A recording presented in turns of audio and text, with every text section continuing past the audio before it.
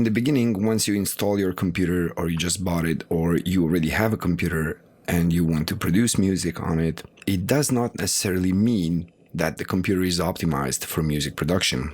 And you might wonder why. If you're a Windows child, as I am, you know that Microsoft produces a really well-built operating system, but it's not most probably optimized for what you want to do with it. So let's go through the steps that you could partake to actually make sure that your audio runs smoothly. Now, once I started doing music professionally, I always tended to have the maximum CPU power and a lot of RAM. But if you don't, there are steps you can take to optimize your computer. Okay, so let's quit Ableton and let me show you what you can do inside Windows to optimize it for better audio experience. You can find a lot of computer optimization tutorials online, but I'm just going to do this in my own experience, in my own order. So the first thing I would do on Windows once I install it, because for the last 20 years I've just been doing music production, the first thing I would do is disable sounds.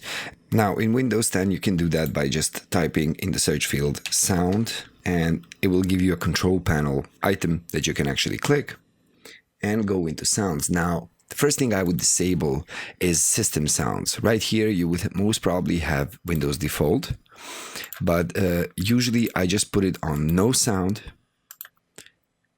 Now, I don't want to save the previous scheme, so no sound and then apply or just OK, and that will be it. So this means that Windows will not produce any of the chiming or warning sounds when a warning pops up or any kind of dialogue. And I'll tell you why. Although it might be useful for somebody to have their attention diverted to a pop-up dialog once it pops up, I really don't like that, because sometimes I could be working on a really low volume track. For some reason, it might be an unmixed track and I'm listening to it and I might click something and then a pop-up sound would produce such loudness because my studio speakers are turned up. It would actually blow my ears out. It would be really, really loud, and that really annoys me, since sometimes I really, as I said, work on low volume material. Now, once I disabled that, I would go into checking what software do I have enabled at the moment, what's running, what do I need and what I don't need. The less software you have running in real time while you're working on music, the better. Not all of these are actually so CPU intensive, but let's say I don't need TeamViewer for now. If I'm going to be doing music at the moment, I probably don't need my Google Drive. I could unsync that too. I could disable my graphics card, overclocking, my Skype. So any software you're not going to be using while making music, it's probably better if you just disable it and turn it off. Now, what about software that actually starts up the moment you start up your computer? We can find those in Windows 10 in Task Manager. I'm going to click on the taskbar here and open Task Manager. I'm going to go into my startup and see all of the programs that start up together with my Windows. So every time Windows is reset and starts up again, I'm going to get all of these softwares started up by default. So you see, some of them I already disabled, some of them I didn't, because I do use them and they really don't bother me. I have enough RAM memory and CPU power to uphold these. But if you have a slower computer, you might think about disabling some of these and then just running them when you need them, instead of having them run in the background, forgetting about them, starting to produce music, and then getting clicks and pops and maybe even audio dropouts on account of having too many processes running at the moment. Now, aside of disabling startup processes and disabling yourself, shutting down software that you don't need at the moment, another thing you could set up for your audio benefit is your power management. To do that, let's go into power management. I'm just going to type power here in the search bar, and I'm going to go into edit the power plan. So what I can do now is choose if I want to turn off my display and how long after it's been idle, the computer's been idle. I can choose when I want to put my computer to sleep, and I choose never. I do turn off my displays. I don't need them all the time, like when I leave home and I leave my computer on. But I usually never want my computer going to sleep, because if I left it on, there is a reason I did that. Now, the biggest benefit is in the advanced power settings. You can go inside of here and choose not to turn your hard drives ever. So you can choose to put this on to 0. And once you did that, it's never going to turn off your hard drive. You can also go and choose in your USB settings, never to suspend any USBs, never to go to sleep, which we set up already. In our wireless adapter settings, we can choose maximum performance, since that is never going to turn off our wireless adapter. Now, if you do have problems with your audio after you set this all up, you could actually choose to maybe disable your wireless adapter, your Bluetooth, such things, because they do know how to sometimes introduce audio dropouts depending on the hardware you have, the drivers that it uses, and such. But you could disable your network for internet. You could disable your wireless network, actually turn it off, and Bluetooth too. Now, once we set that all thing up, we can go into our processor power management, and you see this is your maximum processor state. It's 100%, and you want your minimum processor state to also be 100%. This is not going to be very good for power saving, but it stops Windows from throttling your CPU power once Windows thinks it's not being used that much.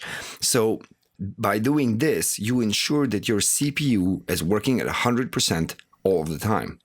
As I said, it's not going to benefit too much to power saving, but it will ensure that your CPU is running at 100%, and that at least that is not the cause of your audio dropouts or clicks or pops or whatever audio artifacts you may get. So much for power settings. Now we can go into our device manager,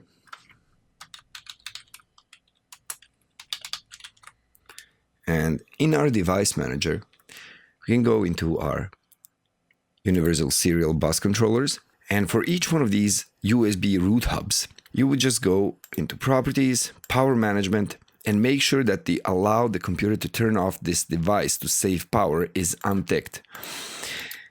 This could probably help if you have a USB sound card. So it means that Windows is never going to scan or try to disable it. You see that? So I'm just going to turn that all off, and making sure that it never tries to turn off my USB ports to save power.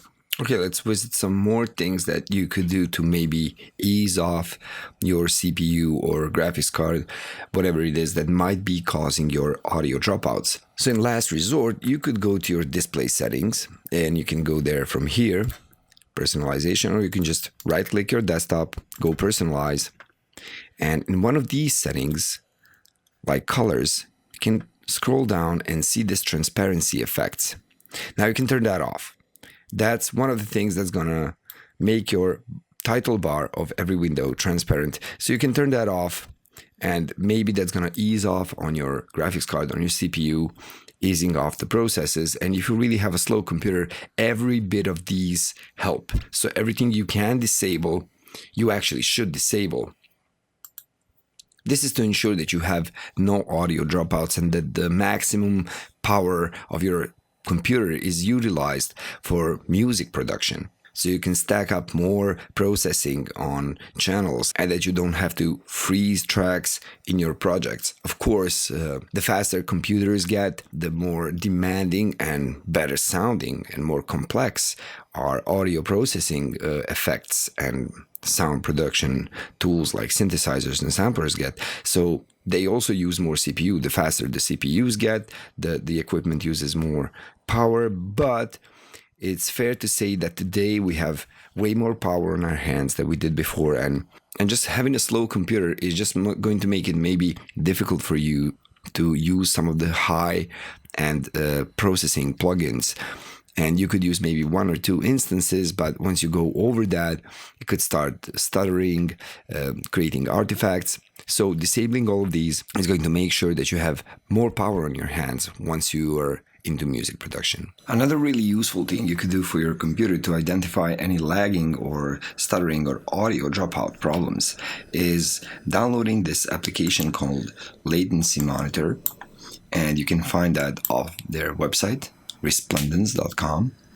You can get it off of this link, and you can check your computer's latency problems by actually, let's say, making a loop in this song and playing that song while monitoring what's happening with the latency using this app. So what I would do is press play on the song and then press play right here to start testing. Let's try that out.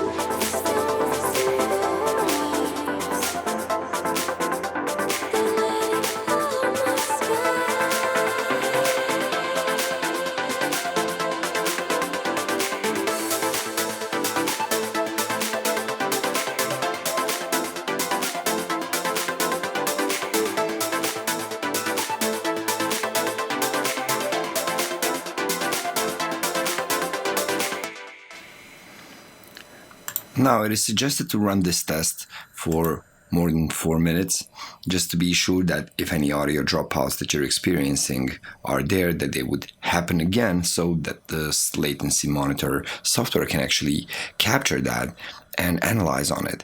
Now, if your system is, suitable for audio playback, you will get this message: your system appears to be suitable for handling real-time audio and other tasks without dropouts.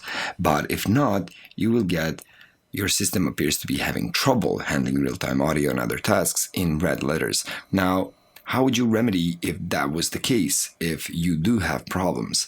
Well, you would go to this drivers tab after the test is done, and you would see all the drivers with their, highest execution time in milliseconds, like that, ordered, and you could see which one of the drivers or services is actually introducing the most latency.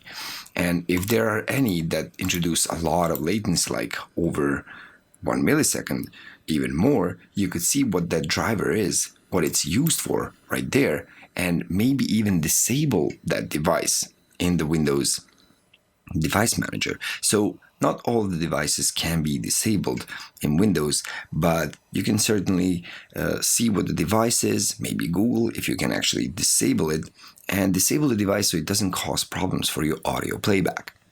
Amongst other useful things you could do is, of course, always update your firmware for your hardware. So meaning you should update your BIOS on your computer, and that's on a PC. On a Mac, you actually don't do that. The Macs update their firmware automatically. On Windows PC, usually depending on what your PC is, maybe you have an off-the-shelf system from, Dell or some other company already done, but you should go to this brand's website and try to search for BIOS updates for your computer. If not, if you just have a PC that you assembled yourself or bought in a store assembled for you, you should go to the manufacturer of the motherboard and see if they have any BIOS updates for your board, so for your actual BIOS, and update it, because it's usually some bug fixes, various problem solves, so you should always have those updated. Another thing you should always update is your chipset and your component drivers. So on your motherboard, there's a chipset that controls everything that happens on your motherboard, so the communication between your CPU, your memory, your PCI Express slots, everything you have on your motherboard. So you should always update those. Now, by default, Windows has drivers for that chipset, but it's always better to download the specific chipset driver from the manufacturer of the motherboard, since the Windows drivers is, in most cases, a driver that's like one fits all, and maybe the better performance could be got by updating that to use the drivers for your motherboard. You usually get those drivers on a CD that comes with your motherboard, but you can find it off the website of the motherboard manufacturer.